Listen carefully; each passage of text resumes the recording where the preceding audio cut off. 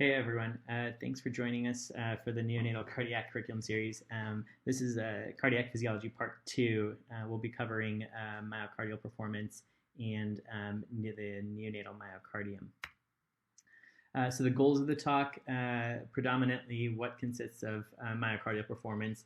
We'll review the Frank-Starling mechanism, we'll review the cardiac and vascular function curves, and then talk a little bit about pressure-volume loops. And then lastly, we'll touch base on what are sort of the biological and physiological differences between the neonatal myocardium that affect myocardial performance.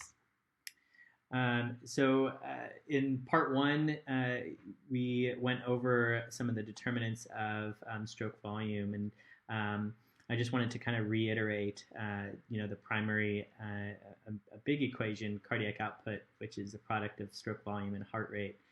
Where stroke volume is your end diastolic volume minus your end systolic volume.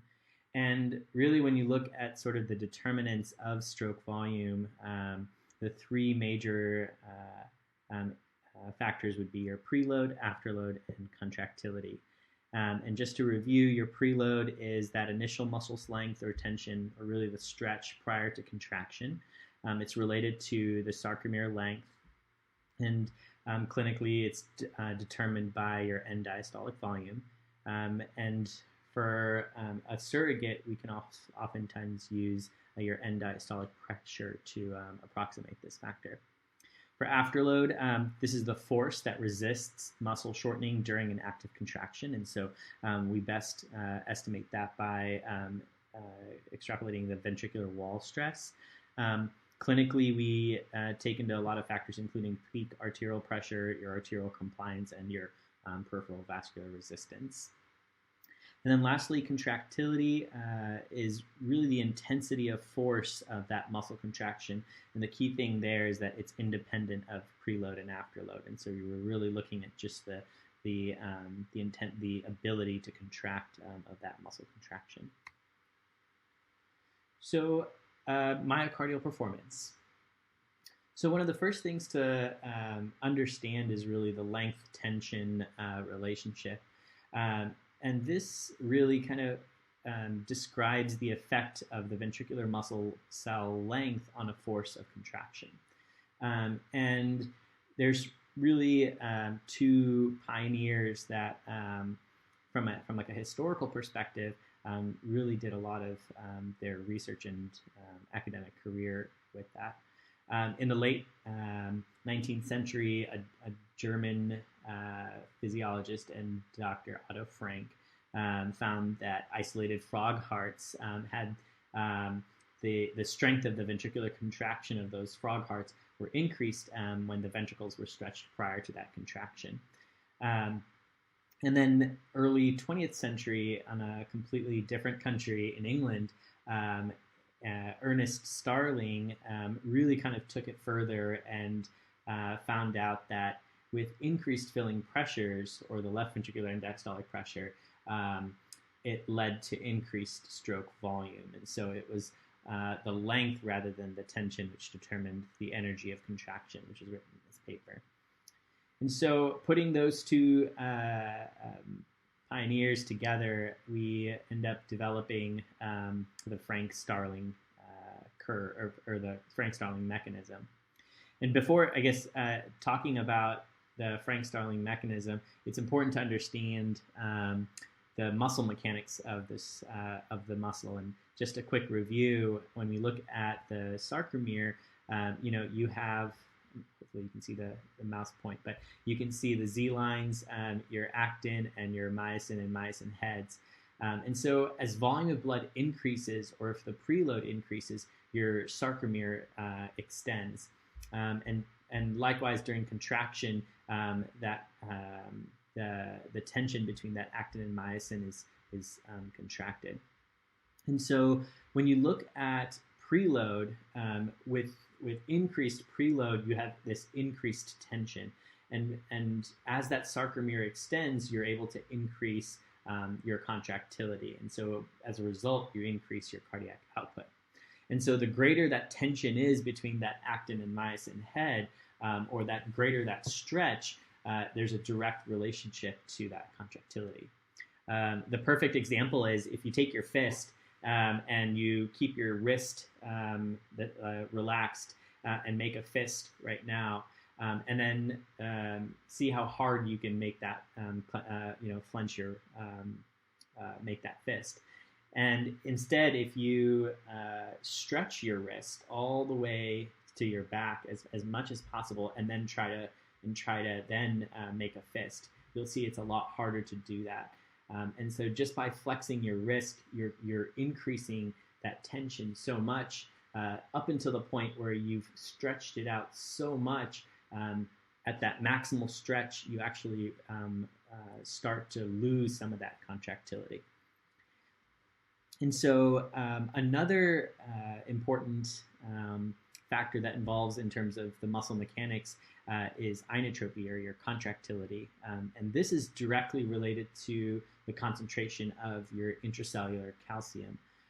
As more calcium is available, more troponin C is available to move the tropomyosin from the actin sites, which means then more myosin can combine to actin and create that forceful contraction.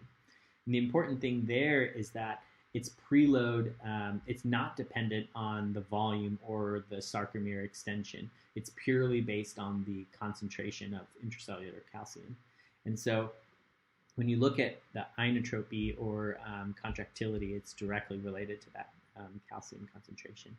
Afterload has a similar effect to contractility in the sense that a decrease in afterload will allow less resistance for the muscle to contract, and so you improve contractility. Okay, so the Frank-Starling mechanism and the Frank-Starling curve. And so, the ability for the heart to change its force of contraction and therefore stroke volume in response to changes in venous return is called the Frank-Starling mechanism. And so if you look at it in its simplest terms, if you look at the x-axis where you have preload and the y-axis where you have cardiac output, as an increase in preload, you have an increase on cardiac output up to a certain degree. And there are several,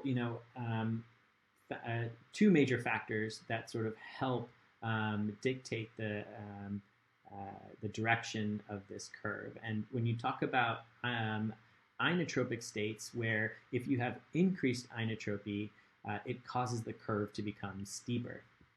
And so with an increase in inotropic state, you have a steeper curve such that for any preload, cardiac output is increased if your inotropy is increased.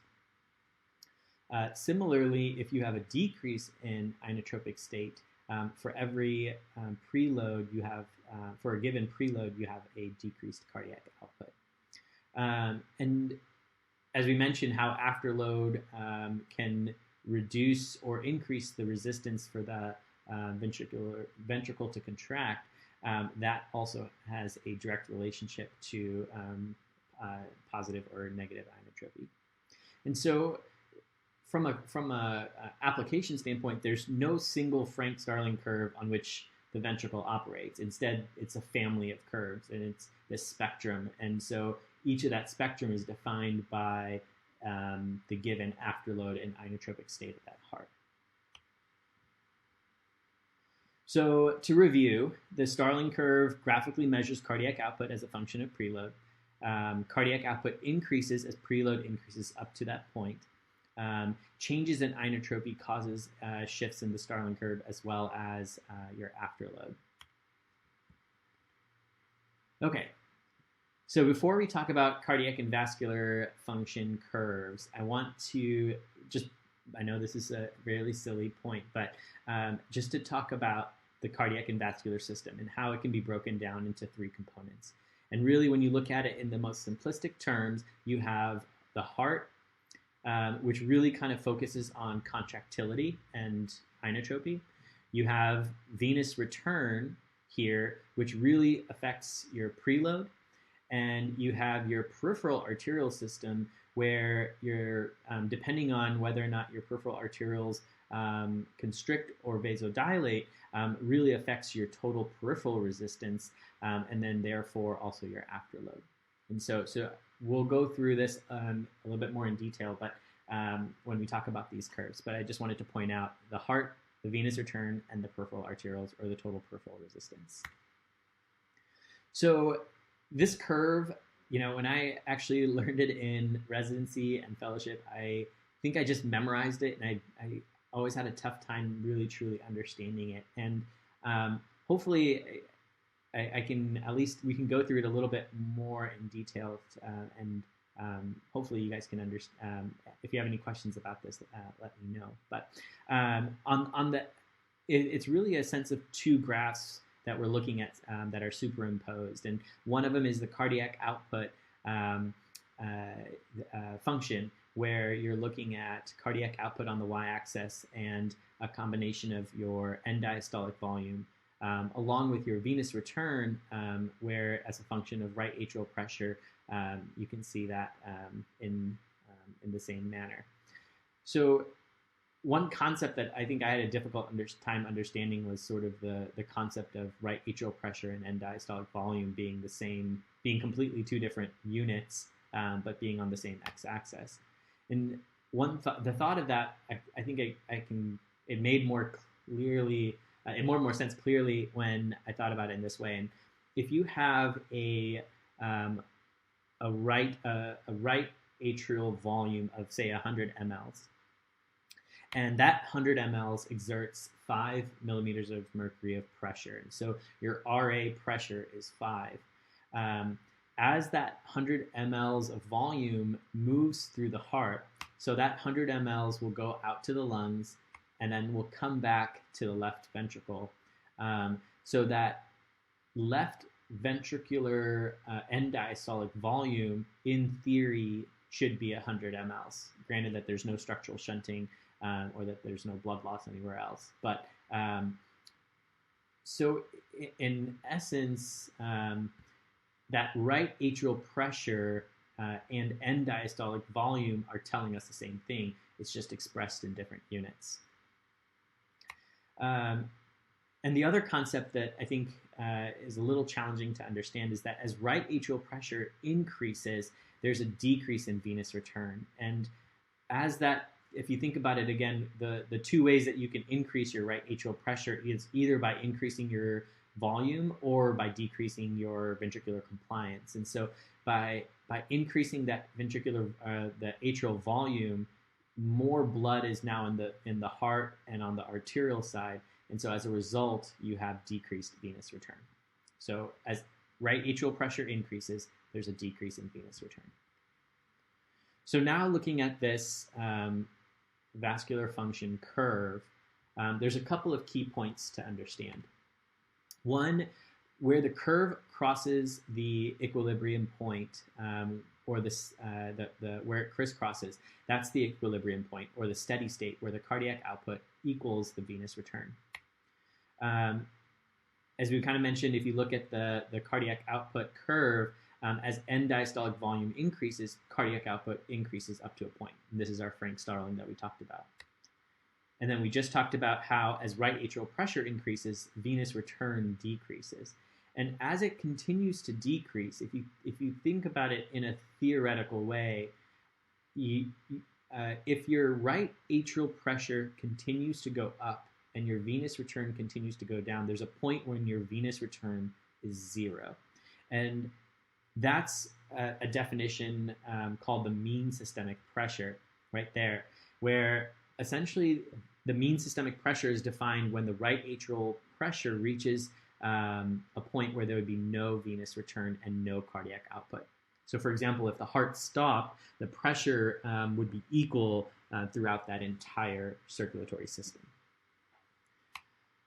Okay, so so now that we know that, what are sort of some of the things to kind of consider? And this is where it comes to that circulatory system when we think about it in 3 parts.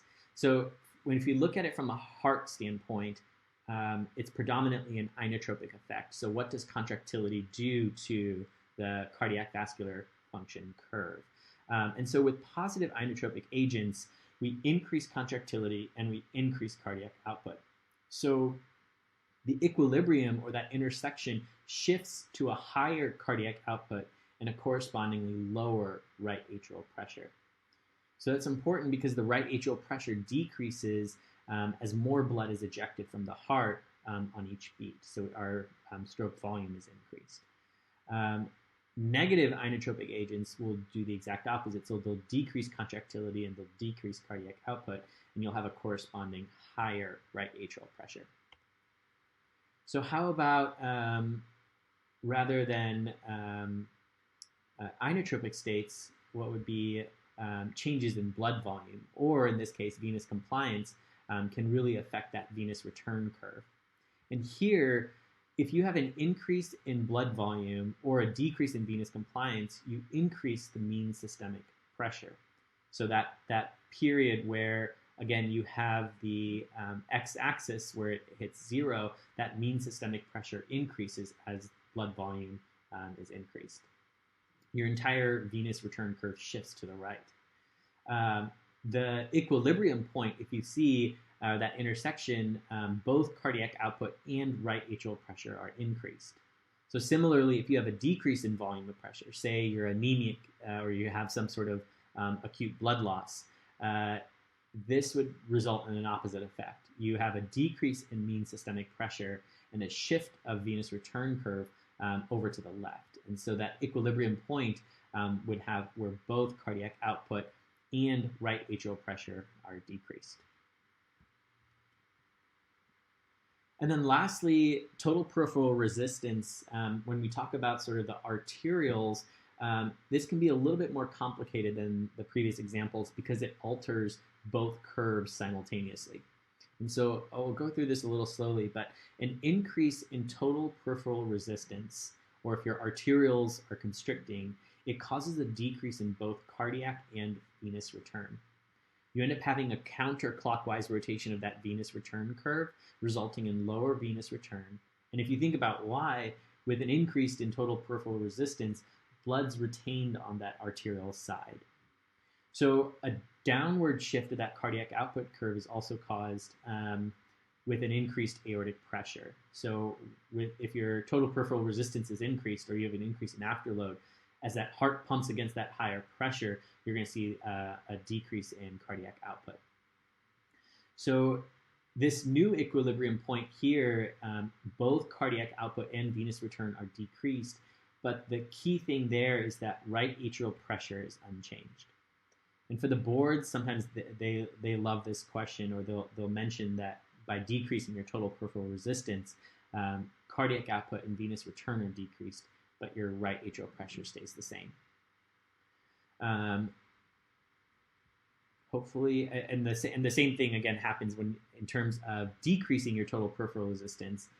Here you end up having a clockwise rotation, so the venous return curve moves upwards, and this results in increased venous return as more blood with arterial dilation. You have more blood that's flowing back to the heart from the arterial side. And so you have an upward shift in cardiac output as well, because you have a decreased afterload as the heart pumps against a lower pressure. And as a result of all of these, that new equilibrium point is higher, such that you have increased cardiac output, increased venous return, but again, that right atrial pressure is unchanged. So this is a review, which again, you can spend a little time to take a look at the different directions of how the venous tone and your cardiac function behaves, and then also some of the examples that take place, such that, again, using an inotropic agent like dopamine or epinephrine, whether you're giving a fluid infusion or whether you have an acute hemorrhage, whether you're using something that would affect your a vasopressor like or a vasodilator like milrinone, and then also in situations where you may decrease your total peripheral resistance, like an AV shunt. Okay, pressure volume loops. So this, we'll go through this a little quickly, but essentially, if you have trouble, we can go through this a little slower, but for the most part, let's start with point B, and we'll just walk through this real quick. So at point B, you have the cycle begins at diastole where the left ventricle is filled with the blood from the left atrium. And as that left ventricle is filling, it reaches a point where the left end diastolic pressure is now greater than your left atrial pressure. And so the moment that that left ventricle pressure is higher than your left atrial pressure, the mitral valve closes. And so at that point, no more volume is going in there, and so you essentially have an isovolumetric state. At the same time, on excitation, that ventricle now starts to contract and the ventricular pressure significantly increases. And so as that ventricular pressure increases, you end up going through isovolumetric contraction. There you go. And so at the point where now the ventricular pressure is greater than your aortic pressure, the aortic valve opens. And this starts at point C, where you start ventricular ejection. And the volume here that is ejected is essentially the stroke volume. And so graphically, the stroke volume can be measured by the width of the pressure volume loop. And so as from point C, you go through rapid ejection, and then as your left ventricle starts to relax, your LV pressure starts to fall. And as it falls, if it falls below that aortic pressure, the aortic valve closes at point E. You then have a period where the ventricular pressures continue to fall, but both valves are closed. Both the mitral and aortic valves are closed, and so you have isovolumetric relaxation. As the ventricle completely relaxes and it decreases less than your atrial pressure during this time, as that LA pressure is starting to increase because it's starting to fill up, you end up having your mitral valve open up, and then you start diastolic filling again. So a couple of points to point out. There were two slopes to know.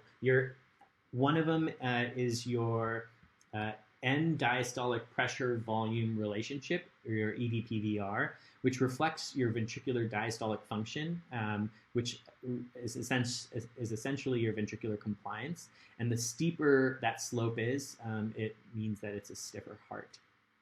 And then your end systolic pressure volume relationship reflects your ventricular contractility. As slope moves up, it increases contractility and stroke volume. And what a key important thing is where your ESPVR line intersects the loop, that's essentially your afterload. So changes to this ventricular pressure volume loop are caused by several factors. And so one of them can be preload, afterload, and contractility. And so in preload, if you have isolated preload, as preload increases, there's an increase in stroke volume over a fixed contractility. And afterload, until that stretch of the myocardium reaches your end diastolic pressure. In afterload, an increase in aortic pressure, the ventricle then has to eject blood against that higher pressure. So you end up having a higher point along that line 2, or that point 2 ends up being higher. So that results in a larger pressure, and as a result, you end up having increased end systolic volume. And then lastly, when you look at contractility, in the setting where your preload and afterload are unchanged, the ventricle develops a greater tension, or that during systole, which allows an increased amount of stroke volume. So the width is increased. But as a result of that, you end up having less blood to begin with, and so you have a decrease in end systolic volume. And so if we think about it in these isolated terms, in reality, any one of these conditions, if we added volume, or if we took an afterload reducer, or if we tried to improve with inotropy, they're somewhat interdependent, if you can kind of imagine. And so, for example, in preload, with an increase in preload, we said that this would increase stroke volume. But in reality, an increase in preload leads to more arterial pressure and therefore greater afterload. So if you see that point where that line intersects the loop, which is marked by DD, you actually have a greater afterload, and this partially offsets that increased stroke volume, and ultimately, in reality, you have an actual increase in end systolic volume. When we look at afterload, again, just to review what we said, in an isolated increase in afterload, this results in a decrease in stroke volume. So the width is decreased. But in reality, if we've increased our end systolic volume, so the volume at the end of systole is increased, then really there's more blood in that left ventricle. So really what we've done is we've actually increased the preload. And so this offsets some of that decreased stroke volume. And so it's not that completely, there's a little bit of extra blood that's there that does help in terms of stroke volume. And then lastly, contractility. An isolated increase in inotropy will result in this stroke volume increase. But if you think about inotropy, that leads to a greater stroke volume and then therefore a decrease in end systolic volume. And this secondarily leads to lower end diastolic volume because more blood is ejected out. And so you end up having this shift of this line to a little bit lower. So it's not as helpful in terms of just increasing your stroke volume, but it compensates a little bit. Okay, so we'll finish up with the neonatal myocardium real quick and some of the physiological and anatomical differences. Although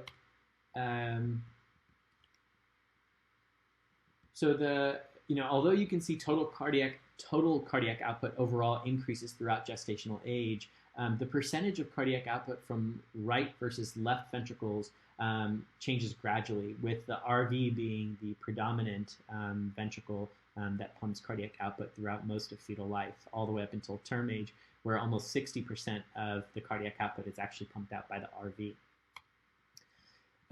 When we look at the morphology of the myocytes, when you compare fetuses and neonates versus adults, there's several key distinctions that really affect physiologically the neonatal myocardium. And so the myocyte is, if you look at it on these the cytoarchitecture, you can see that the myocyte is quite disorganized in compared to the adults.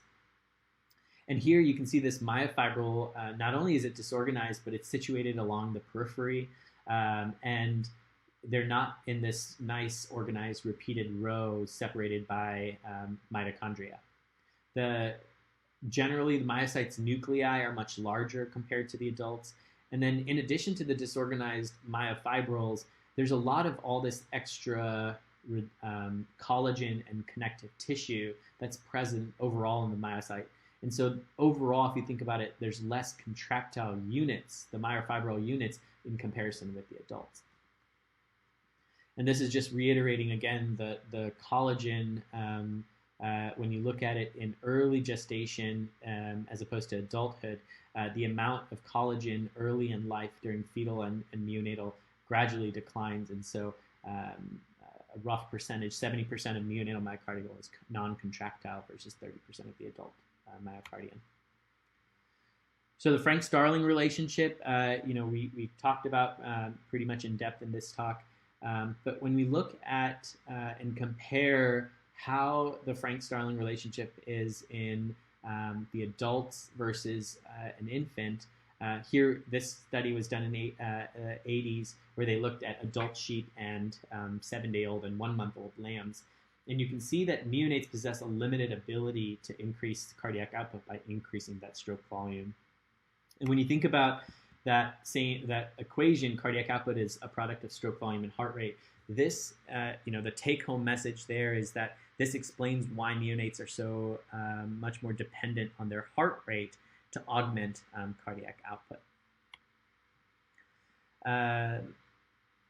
In terms of when we look at contractility, the sarcoplasmic reticulum is a very important muscular structure, cellular structure that stores and releases calcium. And particularly the T tubules have an important role.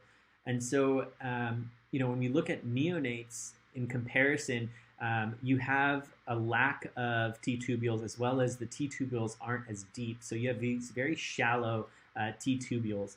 And the role of the T tubules are there to reabsorb and release calcium through a series of these protein complexes that couple the sarcolemma and the sarcoplasmic reticulum to help release that calcium. So in neonates, they rely much more on the intracellular calcium concentrations and keeping your intracellular calcium concentrations high as a way to improve contractility because of this, because of the immature sarcoplasmic reticulum. Lastly, when we talk about metabolism, neonates also use fetal and neonatal myocardium utilizes glucose as a substrate for for metabolism in preference to fatty acids. And so when you look at the adult myocardium, the adult myocardium use predominantly palmitic acid, a type of fatty acid, and the result is that during fetal life and early neonatal life, these babies can tolerate hypoxia much better due to the higher concentrations of glycogen and more effective utilization of anaerobic metabolism. And so the change from neonatal to the adult pattern of substrate utilization usually occurs in that first 2 to a month of life, where the myocardium starts to use fatty acids more. But the take-home message there is that in neonates, they can tolerate hypoxia more, but again, when you look at and can consume oxygen less. So in last review, so when you look at myocytes, they're disorganized compared to the adults. From the myofibrils, they're situated along the periphery, whereas adults, they're separated by the mitochondria in these repeated rows. Connective tissue is much higher in concentration compared to adults. There are fewer mitochondria, the nuclei are larger, and the T tubules are absent and shallow. And that's it. Thanks.